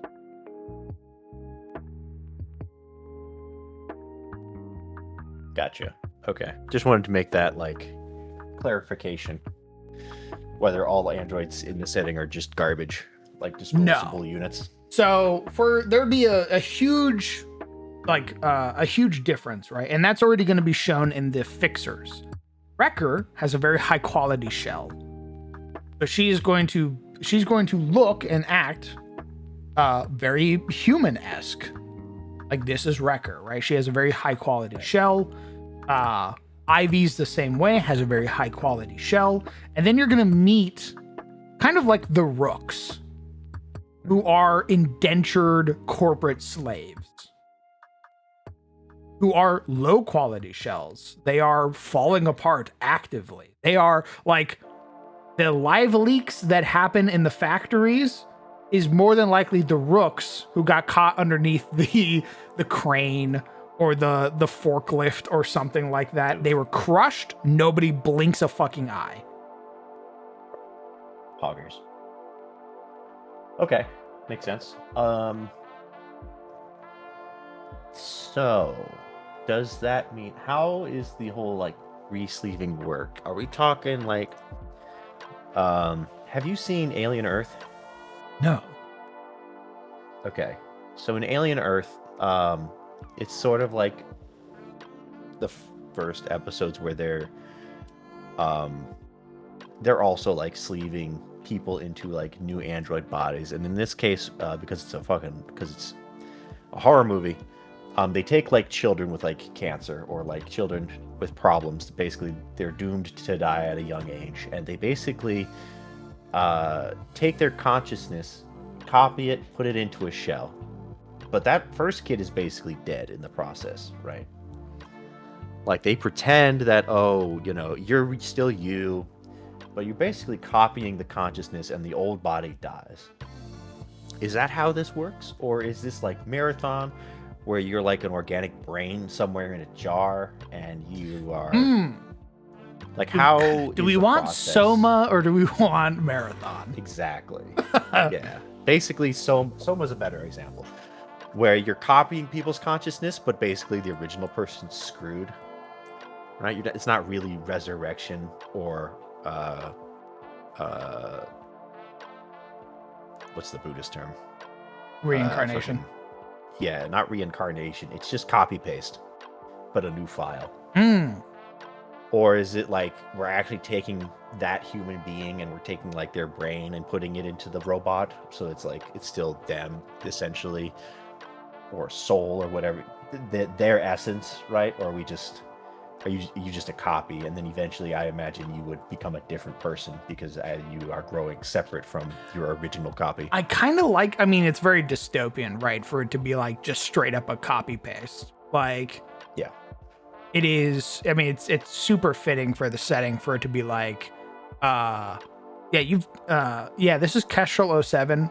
She's been basically re-sleeved 7 times and has had 7 different personalities. So when she dies and comes back as Kestrel 08, there's a likelihood, like she'll have the base personality, but there's a 100% likelihood that she's going to react very differently the next time she sees. Right. Because I'm guessing because it's not a perfect copy. But old Kestrel is like dead, essentially. Kestrel 7 is dead and gone, and we've buried them. They've either been overwritten or re-sleeved as Kestrel 8, basically a copy that was made before Kestrel 7's death and has been put back into a new body. Yes. Okay. Thoughts? It's very dystopian.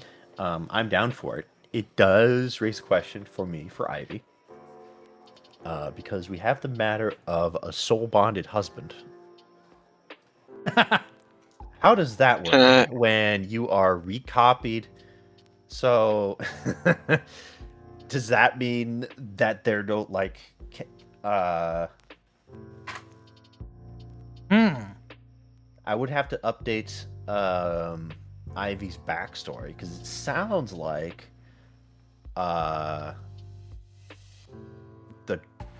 what's your dragonkin's name? Doc? Mm-hmm. I haven't come up with like an actual name for him. Yeah, okay. I'll call him Doc for now.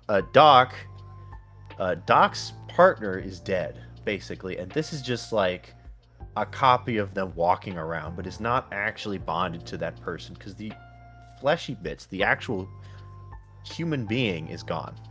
This is just like a copy that somebody made, either the corporation made because they needed that body, like they needed that person's expertise. Yeah, particular skill set. Correct. Which is super fucked. Yeah, I think he's basically paired with like a shell. Like, I think it's less of like the spiritual aspect and more of like the physical for Doc.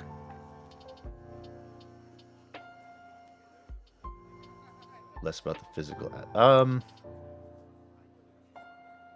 Sorry, less about the spiritual and more about the physical. I think when I played Doc, he had the one where like his previous partner died, so he gets a buff like not being soulbound.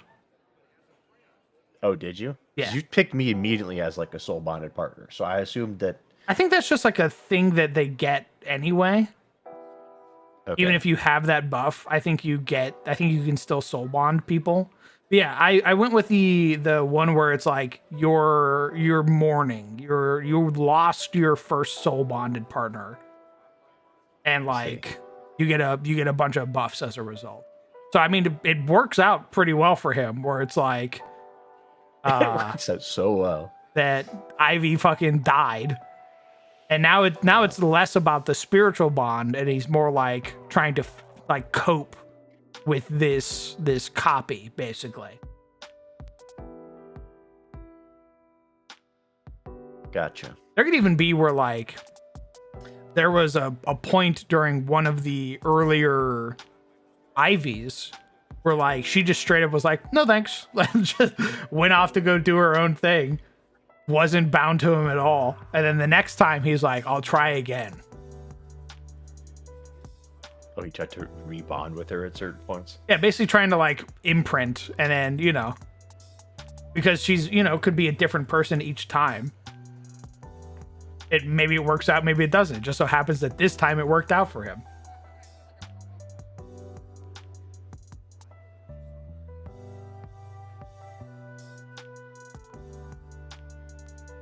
This isn't my beautiful wife. This isn't my beautiful house. Where the days go by. Interesting. So to give another example, right? Marcus, having been a solo and having been around for a long time, probably knew several iterations of Kestrel. Probably knew like Kestrel 6 and Kestrel 5 and 6 probably. Now there's Kestrel 7, which means something has happened in the time since they last met or last spoke. So she might have memories of Marcus like when she was Kestrel originally, or when she was herself originally. But now it's kind of different. Now it's like a kind of different interaction. What causes this like variance in personality? Is it because of just like different? Because I mean, we as human beings, obviously, our personalities are always constantly changing, but nobody like, oh my god, you're so different now than like 5 minutes ago. Like, is this like because of the process of uploading somebody's consciousness causes like variables in that consciousness? I think it is because it's an imperfect system that it creates variables. Okay, that makes more sense. I think it's something something you're describing is just.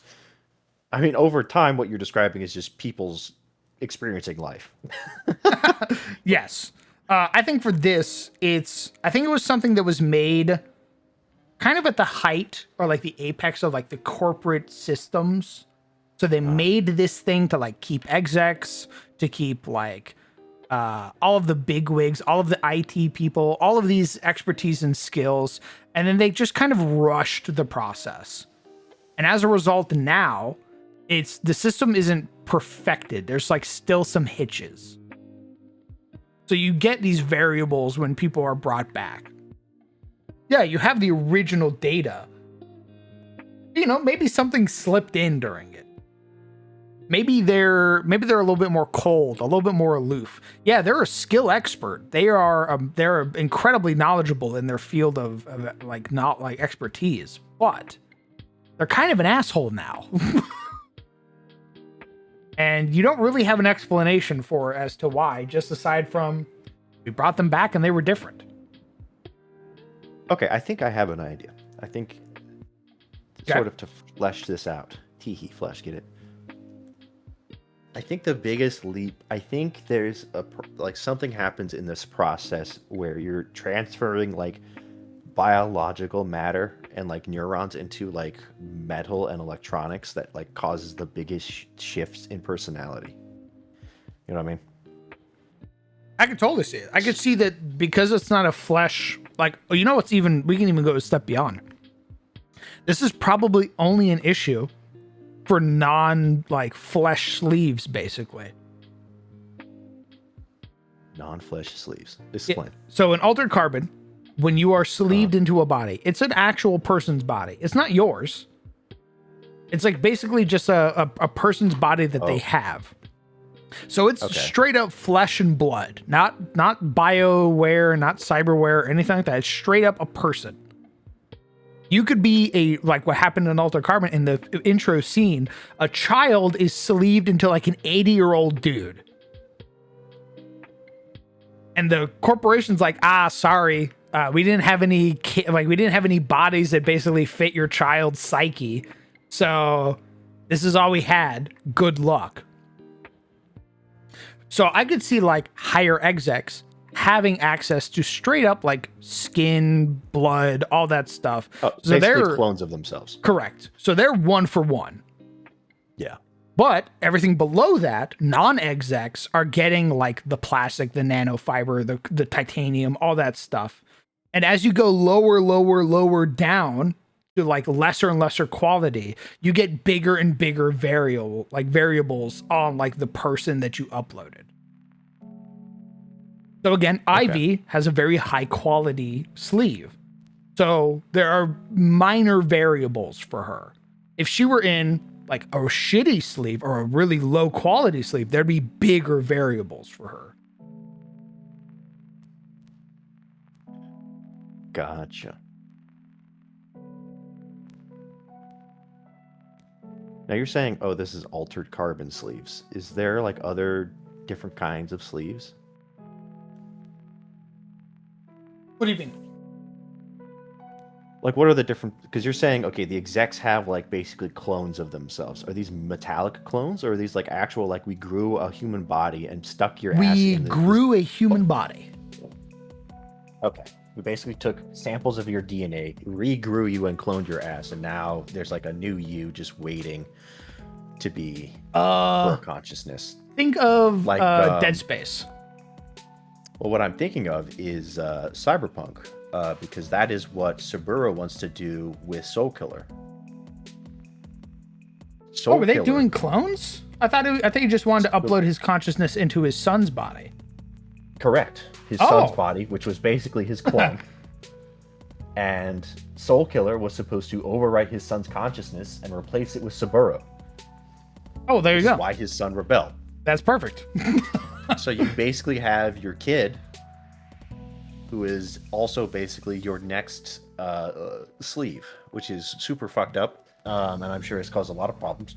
But I imagine they probably do it smarter, and have that probably have that kid like,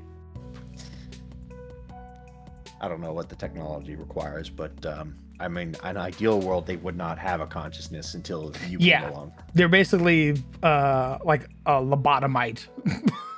Yeah. In the tube until they are ready to get a consciousness sleeved into them.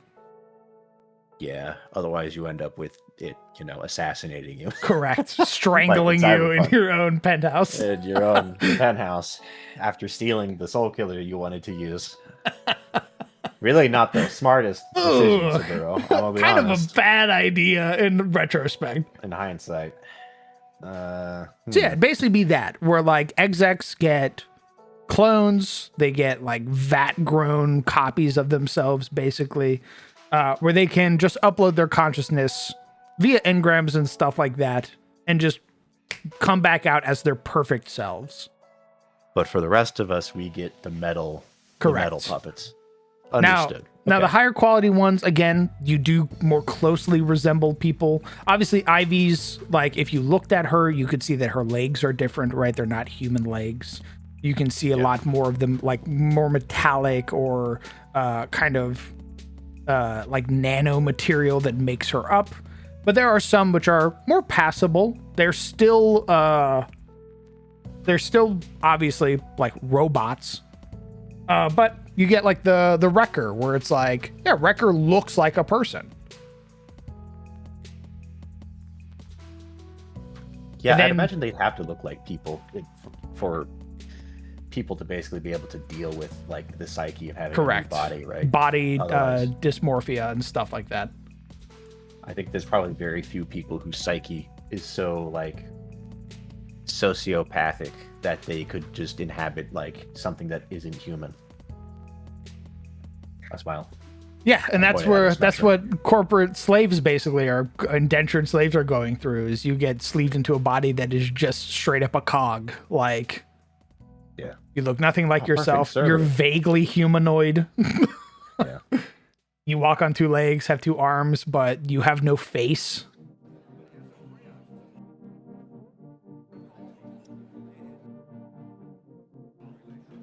Dog's barking. Well, that was pretty. I hear the bark in the distance. I think that's pretty good. I like that, actually. I mean, hell, it could even been something that that's also part of like the trauma team insurance and shit like that. Is like, depending on your grade of something that even Dager maybe had in the past when he was a part of trauma, like, or had trauma team insurance. Was like, if we can't even recover your body, we will ensure that you are sleeved into a new body as part of your insurance. So like, let's say Dager gets like Dager didn't survive against the solo. He got fucked, straight up smashed. Trauma team rolls in, grabs him, basically goes, okay, we upload him into a new body. I think you need a new corporation. I agree. I think we do need a new corporation. You need an android corporation that stores all these personalities on their database to be sleeved whenever, and like Trauma Team is an extension of, or like an LLC of that corporation. Yeah, basically, the main group that is Trauma Team is a part of.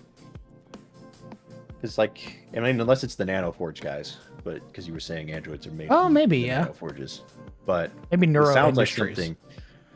Because I'm also, again, Marathon, right? Your runner is like, there's a corporation that's in charge of making runners and housing like the brains that, you know, suit them, right? Yeah.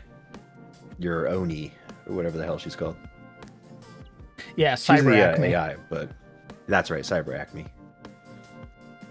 Yeah, it sounds like you need a corporation for that. Or it's Neuro Industries, which also fits because, you know, it's Neuro. Honestly, yeah, we make Neuro Industries the main corporation, and then from them we get stuff like Trauma Team, Dock Wagon, who all have like kind of different solutions to what happens to you when you die.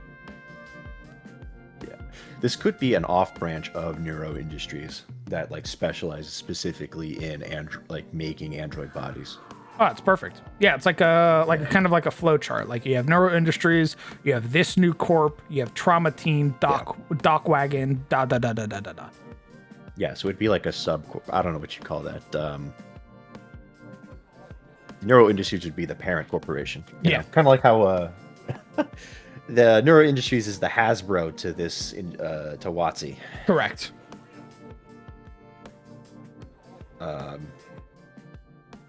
Pixar's making the androids and Disney owns it.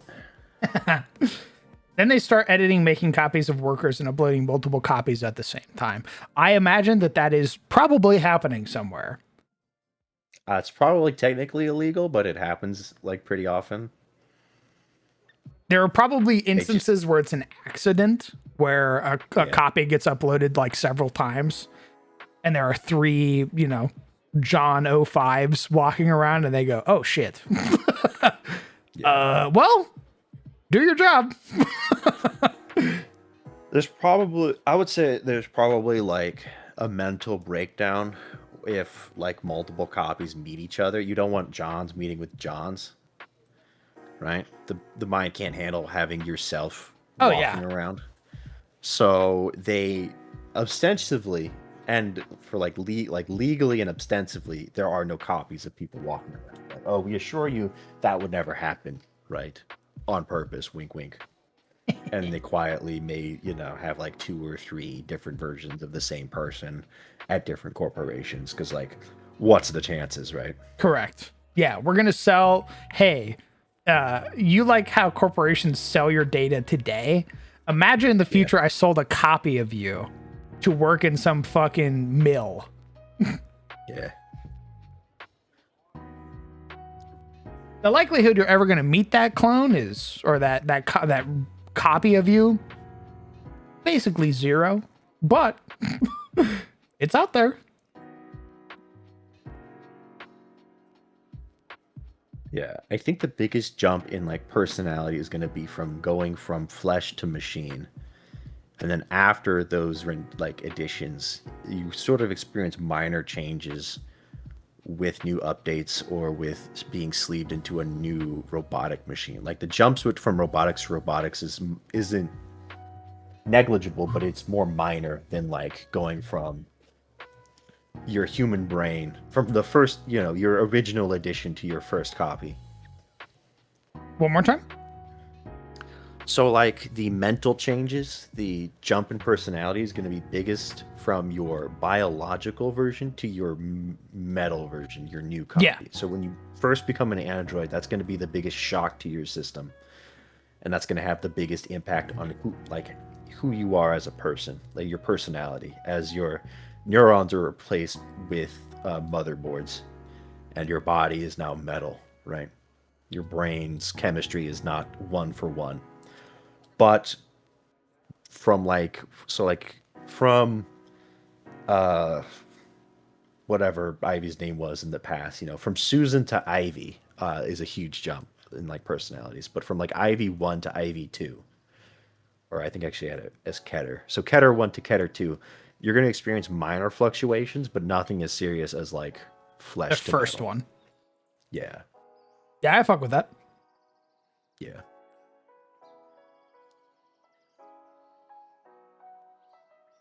Unless you experience like a glitch in the system or something, maybe it was a bad copy, and then you get a big change, right? Windows update, your entire personality changes.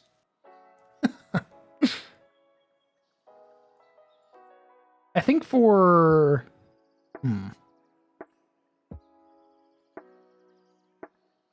yeah, honest to God, I think with Pav, they were literally just trying to create a controllable cyber psycho. Nice. I don't think they were trying to sleeve him or anything like that. I literally think that they were like, how far can we push the body? Oh, for Pav? Yeah. Yeah, he's kind of different. He's like a cyborg. He's not really android. They just... It seems like all they wanted to do is see how much cyberware they could put on a person before Correct. they broke. Yeah, I think that was the big point of the Black Jacket Replace his project. testicles now. Was how hard can we ship a Theseus somebody? Like, what are the limits? Because we want to do this to our soldiers who are going to go out there and fight the gloom. Can we take a normal person? Like, can we take a whole slew of people and kind of swap their pieces over time? Are they going to be able to withstand that? Can we take like a bookworm, somebody who fucking was pushing paper, and can we also take a Brutaris player, and will they both have the same outcome? Who's going to last longer? Is it more of a physical thing or is it a mental thing?